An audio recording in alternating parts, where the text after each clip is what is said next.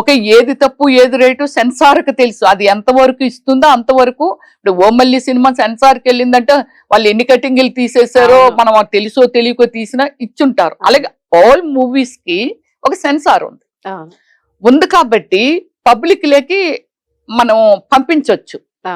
కానీ ఇప్పుడు ఈ యూట్యూబ్ లో వాళ్ళు చేస్తున్న దానికి సెన్సార్ లేదు.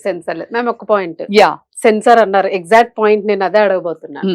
సెన్సార్ ఎందుకు వేస్తారు సినిమాలోని?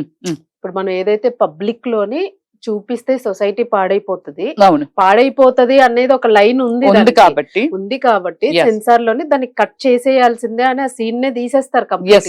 ఎంత పెద్ద ఎన్ని కోట్ల బడ్జెట్ పెద్ద పెద్ద సినిమాలైనా సో ఆ సెన్స్ ఆటోమేటిక్ గా ఉంటుంది.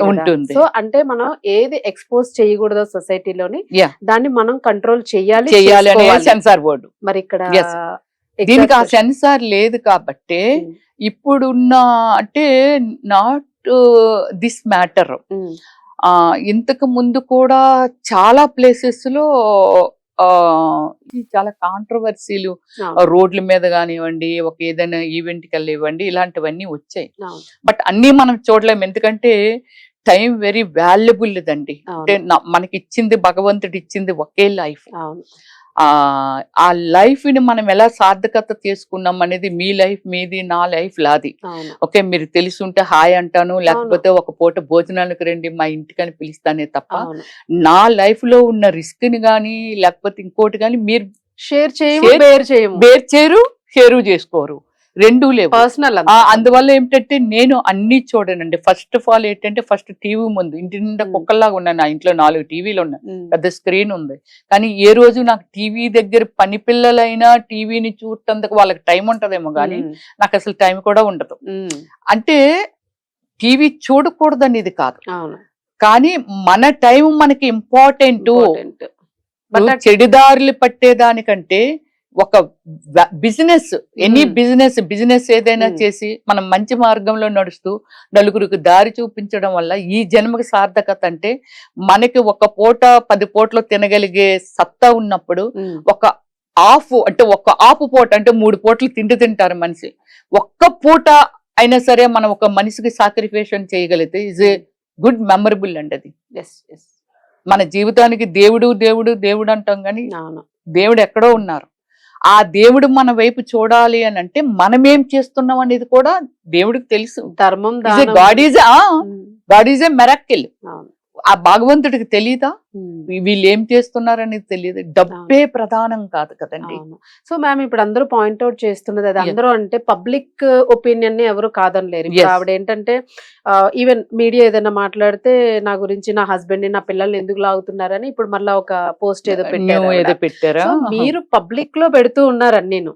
పబ్లిక్ డొమైన్ లో మీరు పెడుతున్నప్పుడు anybody can use that pictures topic ఏదైనా పబ్లిక్ చూడాలనే కదా మీరు పెడుతున్నారు. అలాంటి బ్లాక్ చేయండి, ప్రైవేట్ చేసుకోండి. సో మాట్లాడారని కేసేస్తానో ఇంకోటో అది కరెక్ట్ కాదు యాక్చువల్ గా. సో అప్పుడు మీరు సీక్రెసీ మెయింటైన్ చేసుకోవాలి, మీ పర్సనల్ లైఫ్ పర్సనల్ గా ఉంచుకోవాలి. సో అంటే ఇప్పుడు పబ్లిక్ ఏమంటున్నారంటే 97% అంటే not a easy rating Shivaji గారికి. సపోజ్ శివాజీ గారు నాకు చుట్టం కాదు, మీకు ఎవరికి చుట్టం కాదు. ఆయన మాట్లాడిన దాన్ని ఒక స్త్రీ గురించి ఆయన ఆపాదించిన విధానాన్ని మనం తీసుకుంటే 97% అంటే అసలు ఆ రేటింగ్ చూడలేదు ఎప్పుడు కూడాను. అందరూ కూడా 60% మదర్స్ ఉంటే ఇంకొక 50% మేల్స్ ఉన్నారు. అన్ని ఏజ్ గ్రూప్స్ ఉన్నాయి. వచ్చిన కామెంట్స్ చూస్తే చాలా షాకింగ్ అనిపిస్తుంది అసలు. అంటే ఇంత మందిలోని ఇంత నెగటివ్ ఉండి కూడా వాళ్ళు తప్పక టైం ని వేస్ట్ చేసుకుంటున్నారా ఇందులో స్క్రోల్ అవుతుంది. Exact point. కరాటి కళ్యాణి గారు నేను శివాజీ గారికి సపోర్ట్ చేస్తాను అని చెప్పారు. అంటే నాది ఎలా ఉంటుందంటారా, వెరీ నేచురల్ అన్నమాట. నేను ఏది మాట్లాడినా ఎప్పటి నుంచో నా 27 years నా ఫిల్మ్ ఇండస్ట్రీ కెరియర్ లో అప్పటి నుంచి ఇప్పటి వరకైనా ఒకేలాగా నేను మాట్లాడతాను. నేనేమన్నానంటే బయటికి వెళ్ళొద్దు. ఆవిడ సెల్ఫ్ అంటే కష్టమో నష్టమో ఏదో ఆవిడ భరించేస్తుంది. ఆవిడ ఎందుకు భరిస్తుంది అనేది నాకు తెలియదు. కానీ సినిమా వాళ్ళు అందరూ తెలుసుకోండి, ఆ అంటే సామాన్లు లోపల పెట్టుకొని తిరగండి, పబ్లిక్ లో మీరే కష్టపడతారు అనేది 100% అది కరెక్ట్. ఈ సామాన్లు అనేది ఓన్లీ సినిమా వాళ్ళని బ్యాలెన్స్ చేసి, ఎందుకంటే ఇప్పుడు మనము not only India, world wise మనం ఆలోచిస్తే, నేను చెప్తే మీరు వింటారా? ష్యూర్ గా చెప్పండి. మామూలు కామన్ గా మీరు ఏదైనా సజెషన్ చేస్తే, నా ఒపీనియన్ మీ ఒపీనియన్ మీకు ఉంటుంది కదా, విని నేను లోపల మీరు డిసైడ్ చేసుకుంటారు. రమ్య గారు చెప్పింది కరెక్టే కదా, ఏంటి ఇవిడ చెప్పింది, ఇప్పుడు నేను ఇక్కడికి వెళ్ళాలంటే ఇది లేకపోతే కుదరదు. ఆ సిచ్యువేషన్ బట్టి మీ ప్రిపరేషన్ ఉంటుంది. ఎనీబడి సేమ్ లైక్ కదా. సో నేను చెప్పాను, చూడమ్మా, సినిమా వాళ్ళని ఇప్పటికే డిగ్రేడ్ చేసి ప్రజలు చూస్తున్నారు. That is wrong. అది ఒక ప్రొఫెషన్.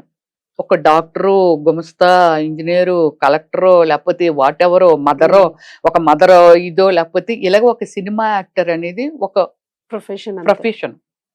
ఆ ప్రొఫెషన్ లో ఎనీ ప్రొఫెషన్ చాలా సిన్సియర్ గా వర్క్ చేస్తేనే వాళ్ళ సక్సెస్. అవును, అంతే కదా. అంతే.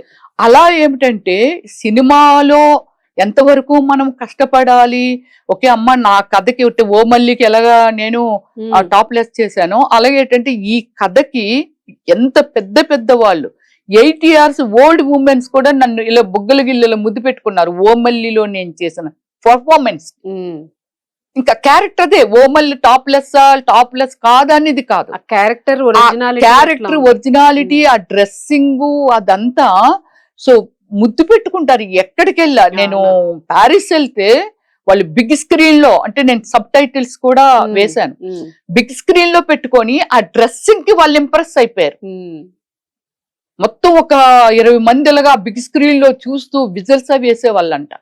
చెప్తున్నాను నేను అప్పుడు వెళ్ళినప్పుడు మన తెలుగు వాళ్ళు కొందరు, సో వాళ్ళు చెప్తున్నారు, ఇక్కడ వాళ్ళకి మన ఇంగ్లీష్ కూడా రాదు, పారిస్ లాంగ్వేజ్ తప్ప, అయినా వాళ్ళు చూసి ఏమి ఎంజాయ్ చేసే వాళ్ళు తెలిసిన ఆ సినిమాని.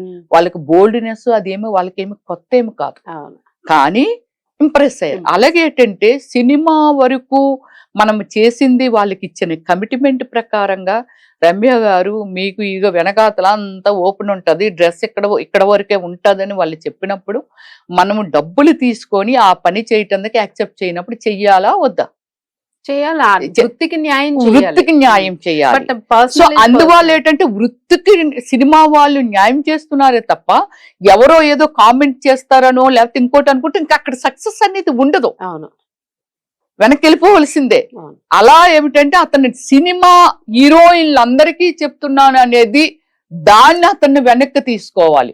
పబ్లిక్ లో కూడా ఇలాంటి డ్రెస్సింగ్ ఇది ఇప్పుడు ఈ రోజు సాఫ్ట్వేర్ వాళ్ళు చూస్తే, మొన్న ఏమి కాదు 1 month అయిపోతుంది అప్పుడే న్యూస్ వచ్చి, ఓన్లీ సాఫ్ట్వేర్ దీనిలో ఎయిడ్స్, ఇప్పుడు మళ్ళీ HIV మళ్ళీ పాజిటివ్ ఎక్కువ ఉంది, మళ్ళీ అంటే అది చచ్చిపోయింది అసలు, యాక్చువల్లీ చనిపోయింది, మళ్ళీ దాన్ని మొత్తం మళ్ళీ లేపుతున్నారు అనేది ఒకటి ఏదైతే వచ్చిందో, not only that, good or bad any place లోనూ ఉంటుంది. మనం తీసుకునే విధానాలను బట్టి, మనం పెరిగిన వాతావరణాన్ని బట్టి, మనం ఆలోచించే విధానాన్ని బట్టి గుడ్ ఆర్ బ్యాడ్ ఉంటుంది. అంతే తప్ప నువ్వు సినిమా వాళ్ళందరూ ఇలాగ అమ్మ హీరోయిన్ల అమ్మ అనేది అది తప్పు అనేది అదే ఇచ్చాను నేను. అది ఇప్పుడు నువ్వు కూడా చేసావు కదా ఒకప్పుడు సినిమాలు, నేను చేశాను, నువ్వు కూడా చేసావు కదా మూవీస్. సో దాని వల్ల ఏంటంటే సినిమా వాళ్ళని అతను కామెంట్ చేయడం తప్పు. పబ్లిక్ గా అమ్మ ఇలాగ వెళ్తున్నారమ్మ తప్పులేదు, ఇలాగేదో ఒక ఫంక్షన్ కి ఆమె ఎవరు హీరోయిన్ ఆమె ఏదో వెళ్తే ట్రాన్స్పరెంట్ డ్రెస్ అని కాదు, కానీ యాక్చువల్లీ హీరోయిన్ అంటే చెప్తున్నాను. ఒక 3 years బేబీకి నేనెవరో తెలుసా? యు బిలీవ్, మొన్న నేను తిరుపతి వెళ్ళి ఎక్కడికి వెళ్ళాను ఏంటి మన కడప చిత్తూరు ఒకళ్ళు నన్ను ఇన్వైట్ చేస్తే వెళ్ళాను. ఆమె ఇప్పుడు జాయింట్ కలెక్టర్. సో వాళ్ళ ఫ్యామిలీ మామూలుగా మురళన్న అని ఉంటాడు, నేనంటే అభిమానము, చెల్లెమ్మ రామ్ అని అంటే ఎన్నో ఇయర్స్ నుంచి పిలుస్తున్నాడు. వెళ్ళాను. 3 years బేబీని అప్పుడు ఒక్కసారి నేను ఫేస్ చేయలేదు, ఇంతకుముందు చాలా చేశాను, చాలా ఏరియాస్ లో షూటింగ్కి వెళ్ళినప్పుడు. 3 years బేబీని రమ్య గారు సినిమా యాక్టర్, అమ్మా ఇవి చెయ్యి, కనీసం చెయ్యి ఇవ్వటానికి అర్థం కూడా కాదు ఆ పాపకి, బేబీకి. ఇవ్వమంటే దాని అర్థం ఏంటి? ఆ పాప చెయ్యలు పెట్టి అతను నొక్కేస్తూ ఉంటాడు చెయ్య. అంటే సినిమా వాళ్ళ మీద ఒక క్రేజ్ అంతే. అంతే. అలాని మనల్ని వాళ్ళని రెచ్చగొట్టే విధంగా మనం ఎలా ఉన్నా వాళ్ళకి క్రేజే. ఎలా ఉన్నా సారీ కట్టిన క్రేజే. నాకు కృష్ణకుమార్ గారు, సావుకార్ జానికి ఇద్దరు ఓన్ సిస్టర్స్. నేను మేఘా వర్షించి అనే మూవీ కన్నడలో నేను హీరోయిన్. నాకు అత్త క్యారెక్టర్ కావాలి. సావుకార్ జానికి నడితే లేదమ్మ నేను చేయలేనురా అన్నారు. కృష్ణకుమార్ గారిని అడిగాము. అడిగితే ఎవరు అడిగినా యాక్సెప్ట్ చేయకపోతే నేను కన్విన్స్ చేశాను. ఆమె ఇలాంటి కథలన్నీ ఎన్ని చెప్పేది, బుర్కాలు వేసుకొని వెళ్ళే వాళ్ళంటే హీరోయిన్స్. అవునవును. ఇప్పుడంతే పబ్లిక్. ఇప్పుడు రమ్య ఎక్కడంటే ఎక్కడే దొరుకుతుంది, ఎవరంటే ఎక్కడంటే అక్కడ మార్కెట్ లో మేమే ఉన్నాం. అప్పుడు ఇంకా ఫ్లైట్ జర్నీలు ఎక్కువ లేవు, ట్రైన్లు, కార్లు, బస్సులే ఇవే ఉండేవి. నెక్స్ట్ చెప్పాను కదా, వాణిశ్రీ గారు చెప్పారు, నేను కోరుకుని ప్రీట్ చేసినప్పుడు వాళ్ళు ఏదైనా టెంపుల్ కి వెళ్ళాలన్నా బుర్క వేసుకొని వెళ్ళే వాళ్ళంట. అంటే ఏం కనిపించకుండా వెళ్ళే వాళ్ళంట. ఇప్పుడు అది కదా, ఇప్పుడు అదే కదా, ఎక్కడ పడితే అక్కడ ఇప్పుకొని తిరుగుతున్నారు అనే దానికి మనం ఎక్కడ పడితే అక్కడ మనమే ప్రత్యక్షం. ఏది ఓపెనింగ్ ఉండేయండి, అది మంగళ షాప్ అవనియండి, లేకపోతే ఇంకోటి అవనియండి, అన్నిట్లో మనమే ఉంటున్నాం. ప్రతి ఓపెనింగ్ మనమే, ప్రతిది అక్కడ ఏదైనా డాన్స్ వేయాలన్నా మనమే. స్టేజ్లు మామూలుగా వీధుల్లో డాన్స్ వేస్తున్నారన్నా ఎవరో ఒకరు ఏదో ఒక ఆర్టిస్ట్ వచ్చిస్తే డాన్స్ వేసిస్తే సరిపోద్ది. వాళ్ళ విజువల్లో మీదకి వచ్చేయటం, వాళ్ళు కూడా మనతో వేయటము, ఇలా అవన్నీ జరిగి పబ్లిక్ ఫిగర్ అయిపోయింది. సెలబ్రిటీ అంటే ఒక రెస్పెక్ట్ ఉంది మేడం అందరికి. డ్రెస్సింగ్ వల్ల ఏంటంటే ఎగబడేటట్టు చేస్తున్నారు అన్నది కొంత అదే డ్రెస్సింగ్. అదే చెప్తున్నా, వాళ్ళు టెంప్టేషన్, తర్వాత వాళ్ళు వెళ్ళి మీదని వీళ్ళతో వేస్తూ ఒకసారి టచ్ చేస్తే బాగుండనే కోరిక ఎవరికైనా ఉంటుంది. దాన్ని అదే బేస్ చేసి మనమేమిటంటే, అదే చెప్తున్నాను కదా, చంద్రమండలం అందరూ వెళ్ళలేరు. అవును. కానీ వెళ్ళాలని కోరిక అయితే ఉంటుంది. చంద్రమండలం అబ్బో ఎలా ఉంటుందో, వాళ్ళు వెళ్ళారట, వెళ్తే బాగుందని కోరిక మాత్రమే. కానీ వాళ్ళు రీచ్ కాలేరు, లైఫ్ టైం రీచ్ కాలేరు.